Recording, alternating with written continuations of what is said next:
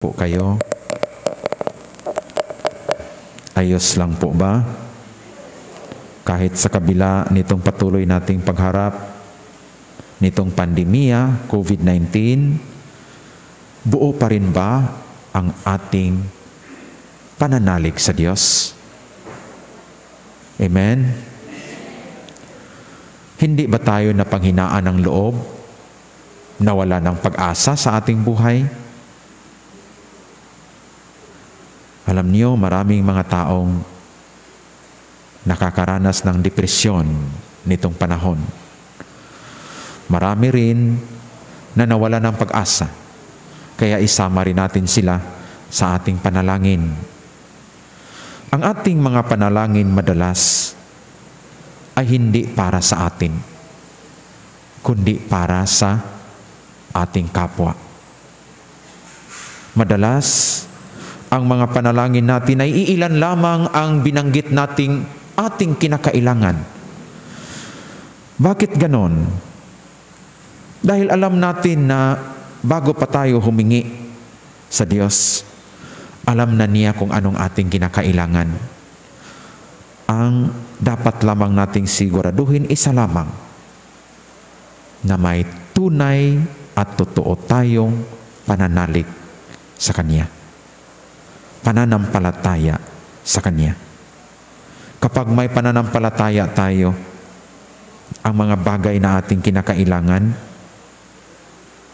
ay susunod sa atin.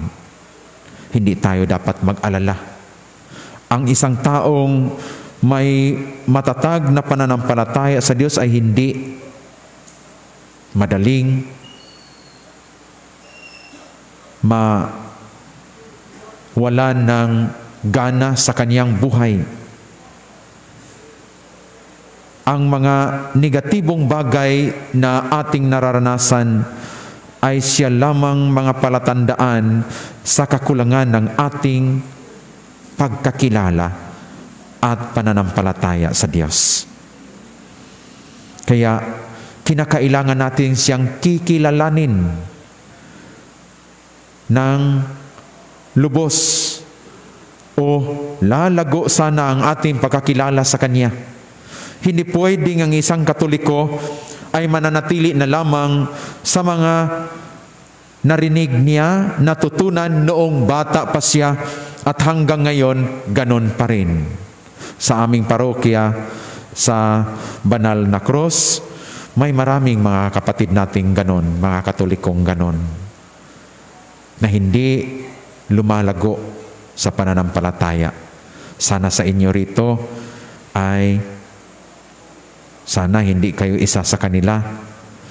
Doon sa amin, ang mga tao doon galing sa iba't ibang probinsya at galing sa iba't ibang pamilya na kung saan noong sakop pa sila sa kanilang pamilya ay walang paki sa simbahan, walang paki sa komunidad, walang pakialam, pakikisangkot sa mga gawain at programa ng parokya. Kaya kahit nakarinig ng misa, kahit ilang metro lamang ang bahay mula sa simbahan, hindi mo makikita sa simbahan. At ang mga taong iyon ay nag-angking Katoliko. Isang napakalaking hamon iyon sa aming parokya. May mga tao doon na sa pagkabata siguro nila, sinabihan lang kanilang mga magulang, kapag birthday mo, magtirik ka lang ng kandila. Manalangin ka, magpasalamat ka sa Diyos. That is good, but not enough. Napakaganda yon, pero hindi sana mananatili lang doon. Bakit nasabi kong nananatili doon? Dahil kasi simula na ng misa pagdating nila, ang kanilang pakay ay magtirik lang ng kandila. Magtirik lang talaga ng kandila. Walang paki kung nagmisa ng pari dyan. Misa ka dyan, Father. Ang aking pakay dito sa pagpunta ay hindi misa, kundi magtirik lang ako ng kandila base sa itinuturo ng aking magulang. Kaya doon, yun din ang kanilang itinuro sa kanilang mga anak, mga apo. Kapag birthday mo, punta ka sa simbahan at magtirik ka ng kandila. Pasalamat sa Diyos. Para sa kanila, okay na. Para sa kanila, kompleto na. Kung lumago pa sana ang pananampalataya sa mga taong ganito, is that enough for them? Hindi, di ba? Matutunan nila at malalaman nawa nila, sana nila na ang misa ay mas higit kaysa panalangin itinuro ng kanilang mga magulang. Kaya kitang-kita natin na hindi lumago ang mga Katolikong iyon. Ang mga kapatid nating iyon. Naging kontento na lamang sa kanilang natutunan tungkol sa ating pananampalatayang Katolika noong sila'y bata pa hanggang tumatanda. Sad to say na marami pa sa kanila ang hindi marunong magdasal ng Ama namin, Aba Ginoong Maria, at yung basic nga mga prayers ng ating simbahan. And then, naroroon sila, proud na umaangking, they are Catholic. Mga kapatid, hindi ba alam ni Jesus ang pagkakilala sa kanya ng mga alagad? Bakit tinanong niya? Isa ito sa pag-evaluate, hindi para sa kanya, kundi para sa kanyang mga alagad, to see if they are growing in their faith, in their knowledge to their Master and Lord. Maraming mga naglilingkod sa simbahan na ganun, na ilang taon nang naglilingkod, sumali sa iba't ibang ministries at groups, ngunit hindi makitaan ng tunay na paglago sa kanyang buhay Kristiyano. Iyon pang mga taong iyon ang nangunguna sa tsismis sa mga pari at sa mga kasamang naglilingkod. Iyon pang mga taong iyon ang mangungunang magreklamo kapag may programa ang parokya na hindi nila nagustuhan. Tama ba yon? Tama ba sa isang naglilingkod na naging kampante na lamang sa kanyang kaalaman simula noong pumasok siyang naging aktibong kasama sa naglilingkod sa kanilang komunidad hanggang ngayong tumatanda na, ngunit hindi nakitaan ng paglago? Magninilay-nilay tayo, baka isa tayo sa kanila.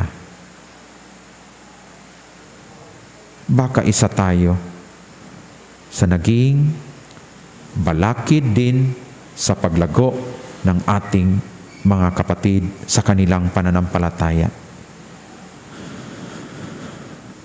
Sinabi ni Jesus sa kanyang mga alagad, noong sinagot siya ni Pedro, "Kayo ang Kristo." Sinabi sa kanila ni Jesus ng malinaw, ang anak ng tao'y dapat magbata ng maraming hirap. Siya itatakwil ng matatanda ng bayan, ng mga punong saserdote at ng mga eskriba, at ipapatay.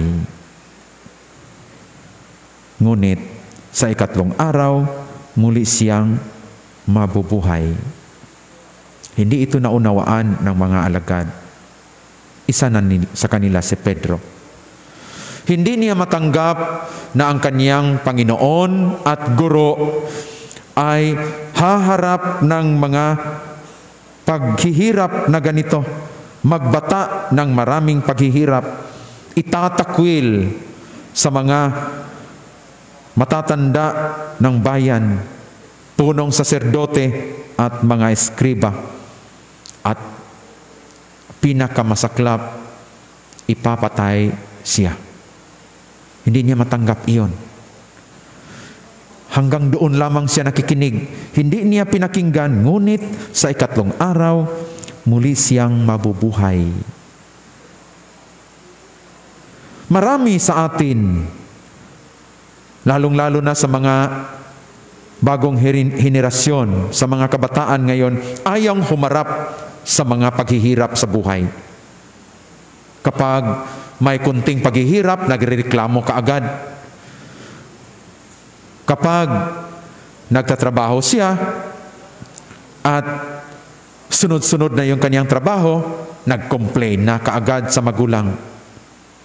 Walang kulang ang pagsakripisyo sa sarili para sa mga mahal sa buhay. Sinabi ni Jesus,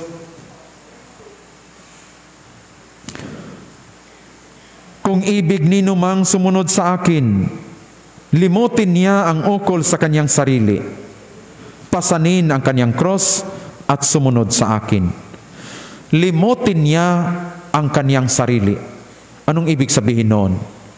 Hindi ang ating sarili ang mamamayani. Kung totoo at tunay nating minahal si Jesus, siya supposedly ang mamamayani sa ating buhay at makikita ang kaniyang presensya sa ating kilos at gawa. Kung tunay natin siyang tinanggap at pinanampalatayanan, isintabi ang sarili. Kailangang hindi ang sarili ang gusto ang sundin, dahil ito ang ipinapakita ni Jesus sa atin. Hindi ang kanyang sarili ang kanyang sinusunod, kundi ang kalooban ng Diyos Ama na nagsugo sa kanya. Kaya sinabi niya kay Simon Pedro, lumayo ka Satanas, ang iniisip mo hindi sa Diyos, kundi sa tao. Anong pag-iisip ng Diyos? At ano rin ang pag-iisip nating mga tao?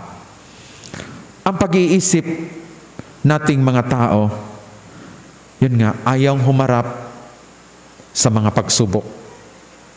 Ayaw humarap sa mga paghihirap sa buhay. Gustong easy-easy lang ang buhay. Gustong madali lang. Kaya ang tao ay madalas mahatak doon sa mga instant na mga product, lalong-lalo na sa pagkain. Ayaw ng marami sa yung aking cook sa parokya, sa konbento, doon na lamang natutong maghimay ng malunggay at napakatagal, isa-isa. Oh my God, sabi ko sa kanya, aabutan ka ng susunod na araw dyan. Hindi natuto. Bakit? Hindi nakasanayang kumain ng malunggay. Nakasanayang kumain ng hotdog, ng noodles, ng canned goods. Yun ang kanila. Bakit tayo maghihirap na may pagkain naman dito na mas madali? Di ba?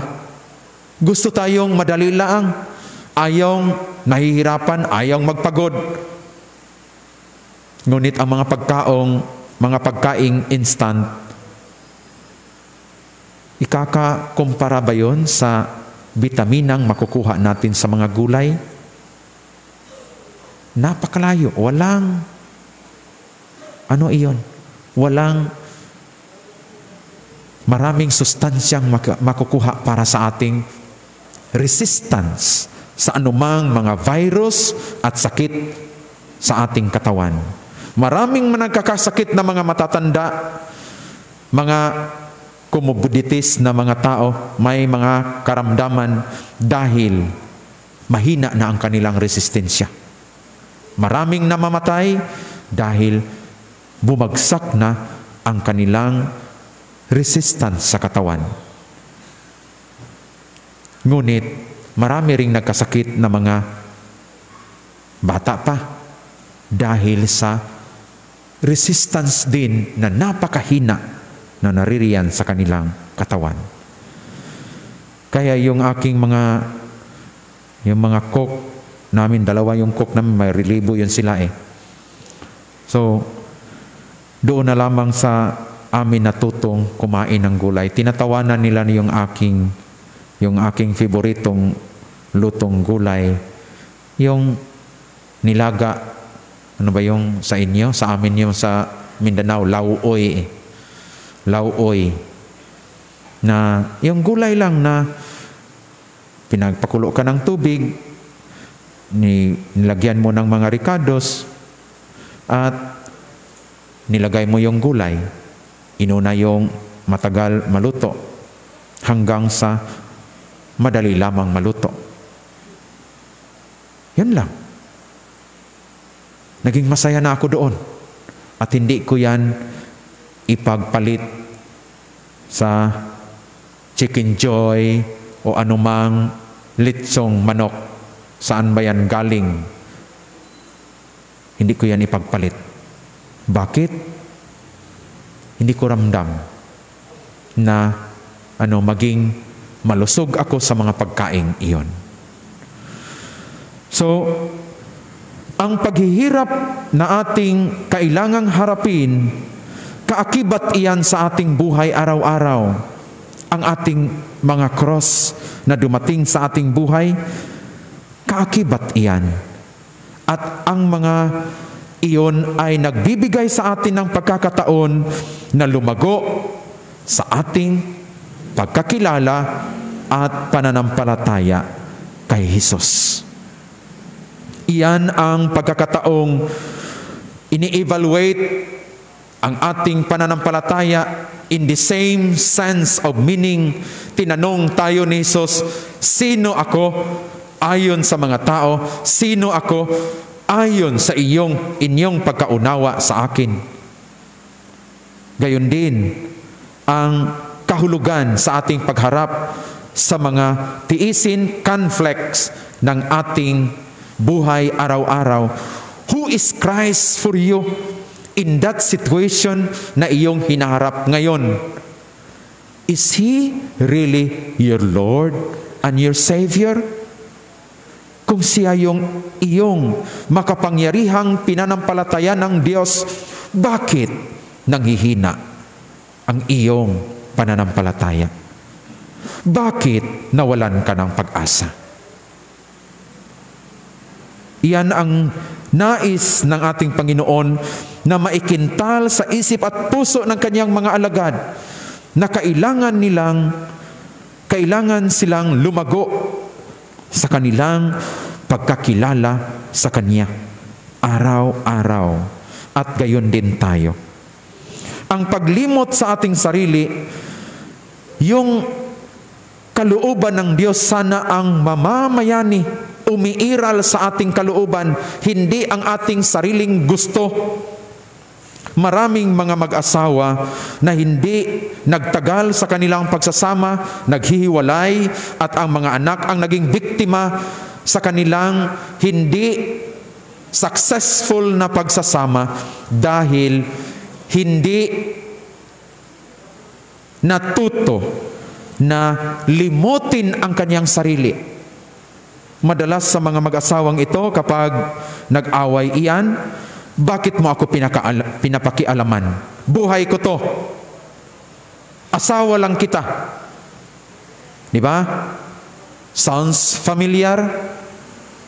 Madalas, yun ang lalabas na sa mga bibig sa mga mag-asawang ganon. Saan ang pagsakripisyo tiyan? Saan ang tunay na pagmamahal? Ang tunay na pagmamahal nangangailangan palagi ng pagsakripisyo pagsintabi sa ukol ng ating sarili. Hindi yung ating gusto, kundi handa tayong magsakripisyo sa paggawa sa mga bagay in favor of our beloved. And that is called selfless love. Madalas kasi inangkin natin yung tao. Asawa kita, wala kang karapatan na makipag-close sa iba. Dapat sundin mo ang aking gusto. And that is selfish love. Naging makasarili ang lahat patungo sa Kanya.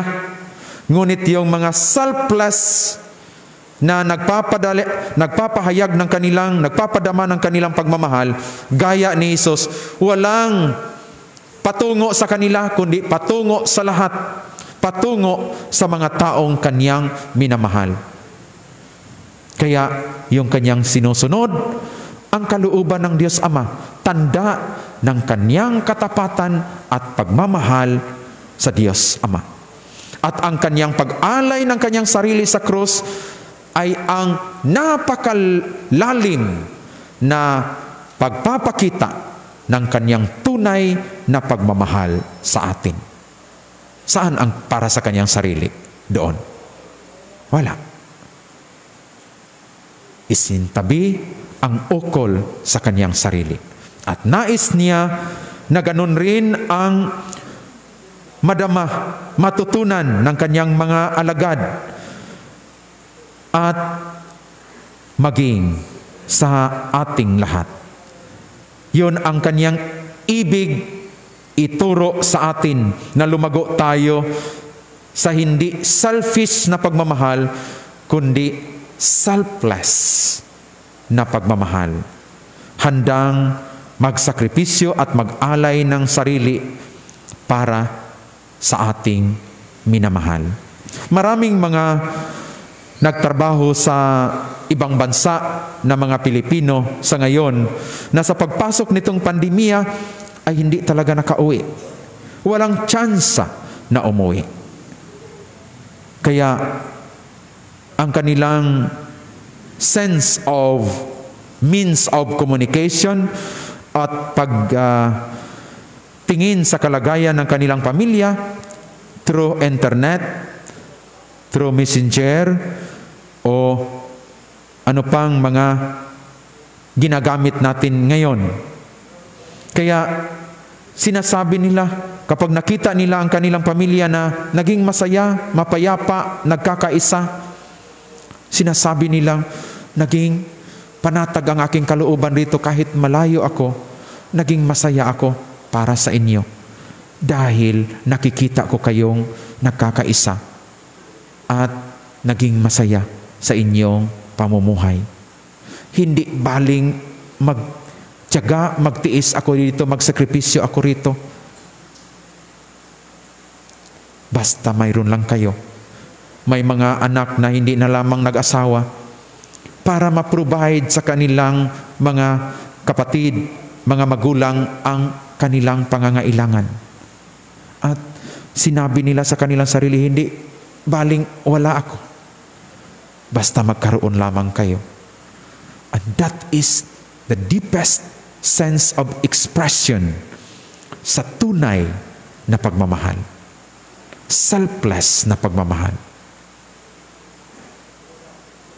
Kaya nyo ba yung gawin? In favor sa inyong mga mahal sa buhay? In favor sa ating Panginoon? Bakit ba tayong magtiyaga na maglingkod? Hindi upang maging sikat tayo, kundi upang maipadama ang ating pagsakripisyo bilang pagtingin sa pagsakripisyo ng ating Panginoon na Siyang unang nagpapadama nito sa atin.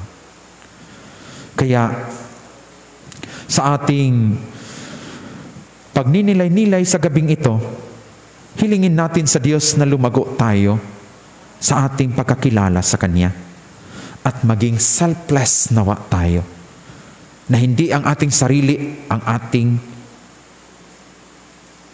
intindihin at maging sentro sa ating mga pagsusumikap.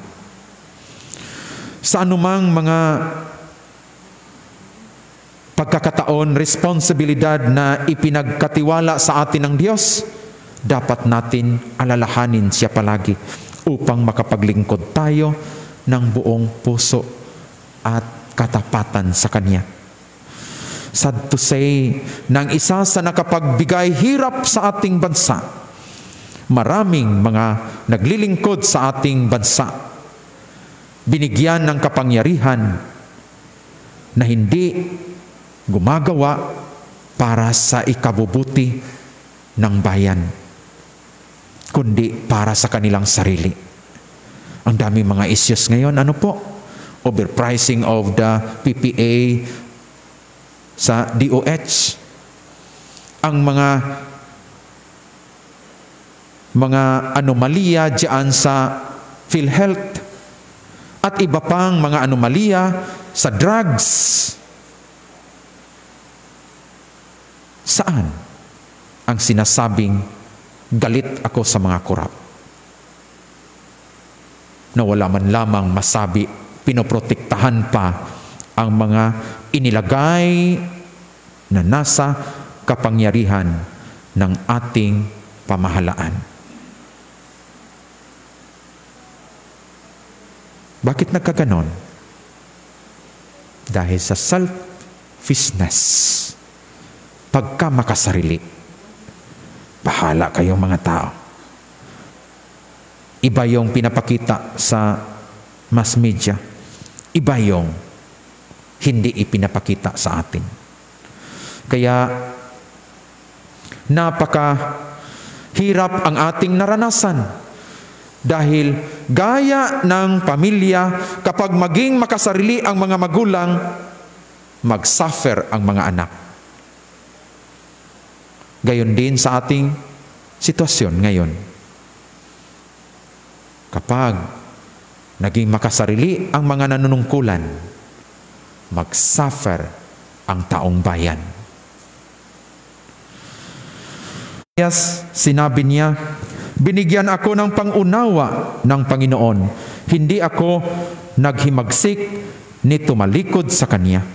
Hindi ako tumutol nang bugbugin nila ako. Hindi ako kumibo nang ako'y kanilang insultuhin. Bakit nagkaroon siya ng ganitong pagpapakumbaba?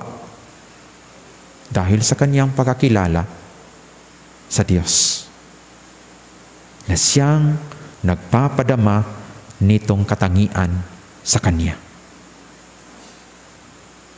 Handa akong magtiis pagkat aking batid na ang sarili ko'y di mapapahiya. That is our consolation and our strength.